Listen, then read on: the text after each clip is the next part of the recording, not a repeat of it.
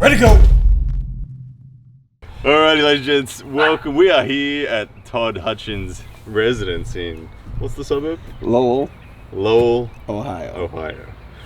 Awesome stuff. And we're going to talk about... leverage. Now, are you mocking when you say leverage, or are you... Yes, because it's leverage. Leverage. All right. Leverage, let's do it. What are your thoughts on leverage? Typically, people say taller people have more leverage. The longer arm, bigger levers, bigger leverage. But the leverage on that longer arm works both directions. So basically, there's one situation where the longer arm helps, but it's not a leverage advantage. It's a more of a physiological leverage, but advantage, not leverage. But first, basic leverage. If I'm 18 inches from my elbow to my hand, okay, and we're arm wrestling and we're going sideways. Now, let's just say the hands stay locked at this point. If this guy climbs higher, he moved from the 18 inches to say 19 inches, but the force on his hand stayed the same. So the force from his hand to his elbow, the distance from his force application from his hand to his elbow didn't change.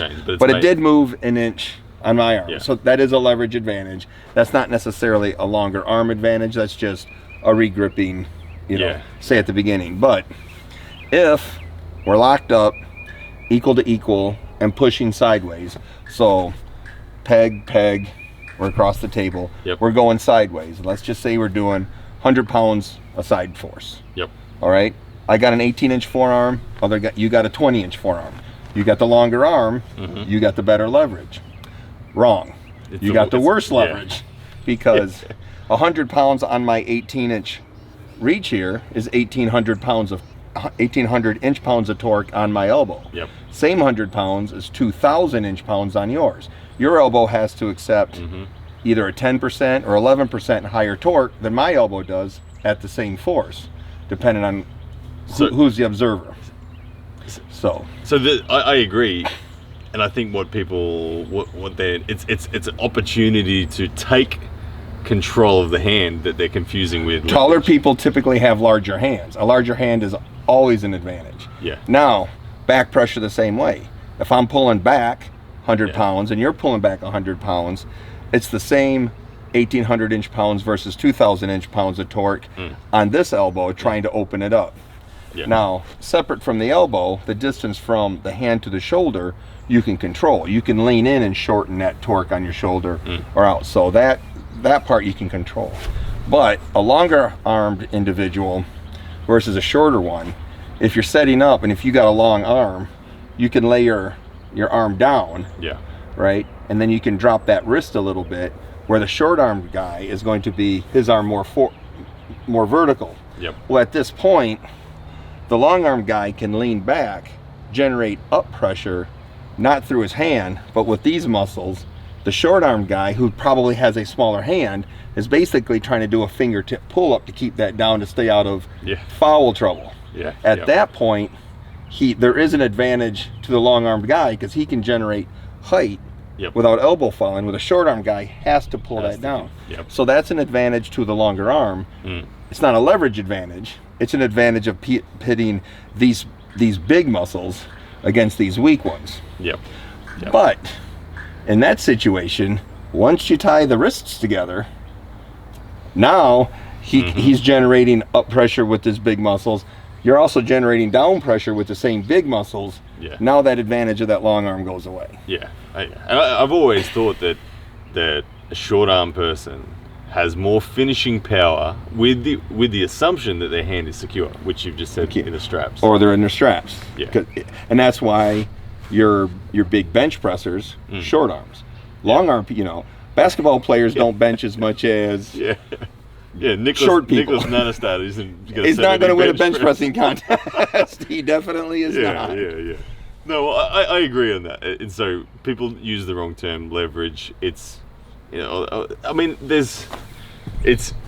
it's an opportunity to get some control as that tall guy. It's not that finishing power leverage, like you said. Right. Yeah. And he probably has the advantage of getting that hand just because his hand is typically bigger, being a taller person. Yeah. So do we want to talk about hand versus? We'll get there. The other thing that a long-armed guy has that a short-armed guy does is his ability to reach across the table and stay up.